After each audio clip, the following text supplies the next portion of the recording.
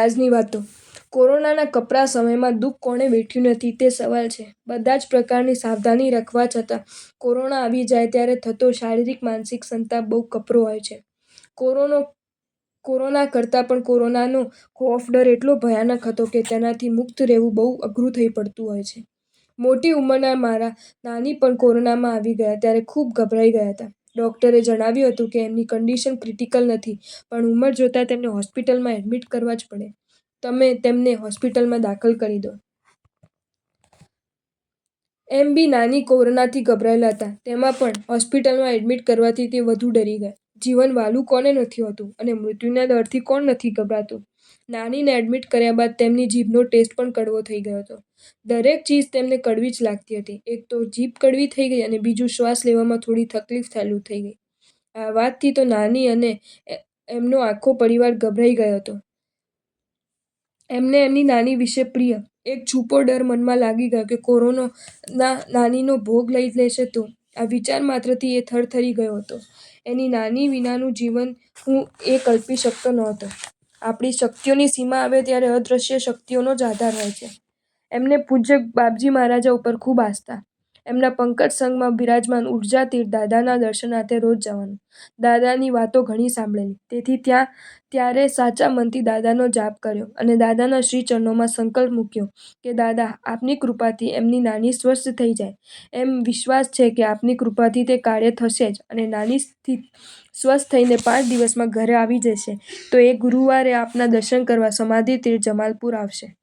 મોટી ઉંમર, corona, oxygen લેવલની કમી, ટેસ્ટલેસ જીભ, આ બધી જ ખરાબ પરિસ્થિતિ વચ્ચે એમના નાની 5 દિવસમાં સ્વસ્થ થઈ ગયા. એમનું ઓક્સિજન લેવલ, જીભનો સ્વાદ અને કોરોના એ બધું જ ઠેકાણે પડી ગયું અને ડૉક્ટરે તેમને હોસ્પિટલમાંથી રજા પણ આપી દીધી. ડૉક્ટરનું પણ એવું કહેવું હતું કે આ માજી આટલા જલ્દી સ્વસ્થ કેવી રીતે થયા તે આશ્ચર્ય છે. ડૉક્ટરને કોણ સમજાવે કે એ તો દાદાના આશીર્વાદ હોય, પછી માજી સ્વસ્થ ના થાય તો જ આશ્ચર્ય.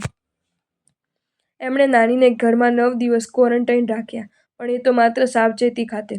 બાકી નાનીને જોઈને કોઈ એમ ન કહી શકે કે આ કોરોનાના પેશન્ટ છે. કોરોનામાં સપડાયા પછી કેટલા ઉપડી ગયા અને ઘણા લોકો 2-2 મહિના સુધી સ્વસ્થ નહોતા થતા.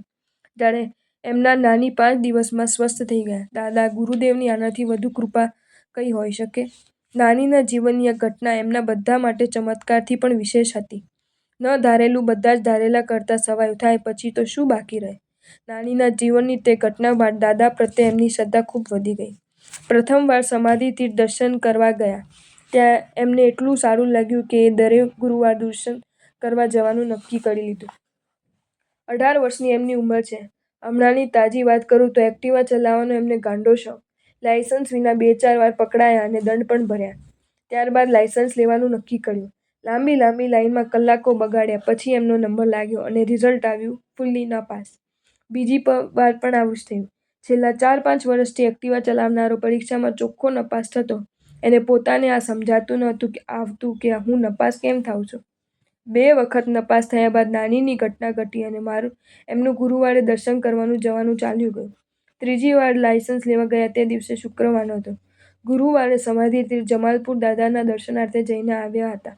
શી ખબર, પણ તે દિવસે એમને એવો વિશ્વાસ કે આજે તો હું પાસ થઈ જ જઈશ અને તમે માનશો નહીં કે લાયસન્સ મેળવવા જે વ્યક્તિએ કલાકો બગાડ્યા હતા તે વ્યક્તિ પરીક્ષામાં માત્ર 2 મિનિટમાં પાસ થઈ ગયા. જીવનમાં આવી રીતે દાદાનો સાક્ષાત્કાર થયા પછી દાદા પાછળ પાગલ ન બનાય તો જ આશ્ચર્ય ને! જો તમને આ વિડીયો ગમ્યો હોય તો આ વિડીયોને લાઈક કરો અને મારી ચેનલ જૈન ફેક્ટ્સ એન્ડ સ્ટોરીઝને સબસ્ક્રાઈબ કરો. ધન્યવાદ.